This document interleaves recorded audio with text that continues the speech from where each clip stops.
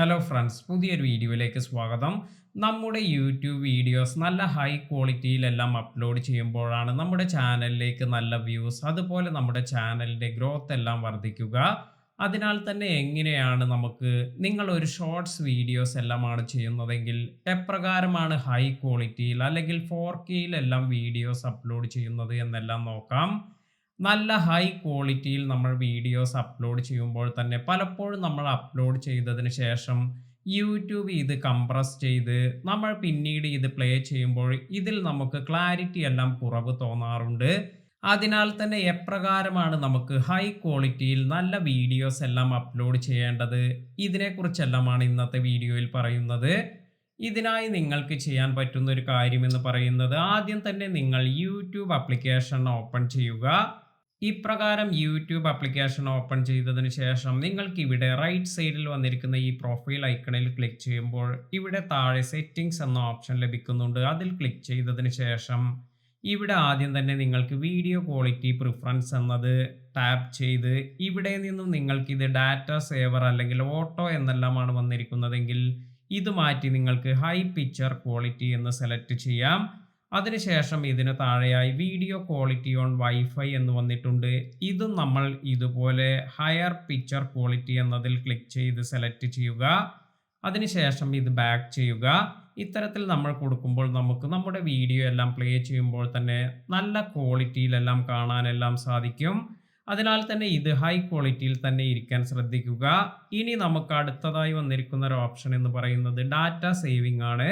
ഇത്തരത്തിൽ data saving എന്നത് പലരും ഇത് ഡാറ്റ സേവിംഗ് എല്ലാം ഓൺ ചെയ്ത് വെക്കാറുണ്ട്. ഇപ്പോൾ ഇവിടെ reduced download quality, reduced smart download quality, ഇത്തരത്തിലെല്ലാം ഇവിടെ ഇത് ഓൺ ചെയ്ത് വച്ചിട്ടുണ്ട്. ഈ ഓപ്ഷൻസ് എല്ലാം നമ്മൾ ഇപ്രകാരം ഡിസേബിൾ ചെയ്യാം. പലപ്പോഴും നിങ്ങൾക്ക് ഇത് ഇപ്രകാരം ഈ ഓപ്ഷൻസ് എല്ലാം ഓൺ ആയിട്ടാണ് ഇരിക്കുന്നതെങ്കിൽ ഏറ്റവും മുകളിലായി വന്നിരിക്കുന്ന ഈ ഡാറ്റ സേവിംഗ് മോഡ് എന്നത് ജസ്റ്റ് ഡിസേബിൾ കൊടുത്താൽ തന്നെ ഈ ഓപ്ഷൻസ് എല്ലാം ഓട്ടോമാറ്റിക്കായി ഡിസേബിൾ ആകുന്നതായിരിക്കും. അപ്പോൾ നമ്മൾ ഈ ഡാറ്റ സേവിംഗ് മോഡ് ഇത് ഓഫ് ചെയ്ത് വയ്ക്കുക.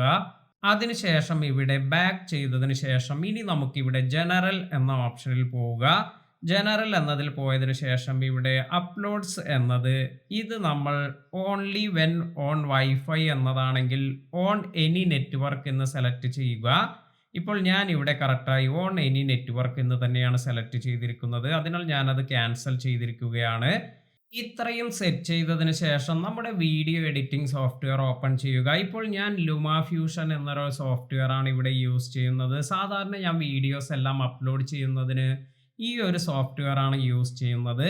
അതിനാൽ തന്നെ ഈ ഒരു ആപ്ലിക്കേഷൻ ഞാൻ ഇവിടെ ഓപ്പൺ ചെയ്തിട്ടുണ്ട്. ഇനി ഇതിൽ നമ്മൾ ഇമ്പോർട്ടൻ്റ് ആയ കുറച്ച് സെറ്റിംഗ്സ് എല്ലാം നൽകണം. ഇതിനായി ഞാൻ ഇവിടെ വീഡിയോ എഡിറ്റിംഗ് എല്ലാം കഴിഞ്ഞതിന് ശേഷം ഇപ്പോൾ ഇവിടെ എക്സ്പോർട്ട് എന്ന് കൊടുക്കുകയാണ്. ഇപ്രകാരം എക്സ്പോർട്ട് എന്ന് കൊടുത്തതിന് ശേഷം ഇവിടെ നമുക്ക് എക്സ്പോർട്ട് ഓപ്ഷൻസ് എല്ലാം ലഭിക്കും.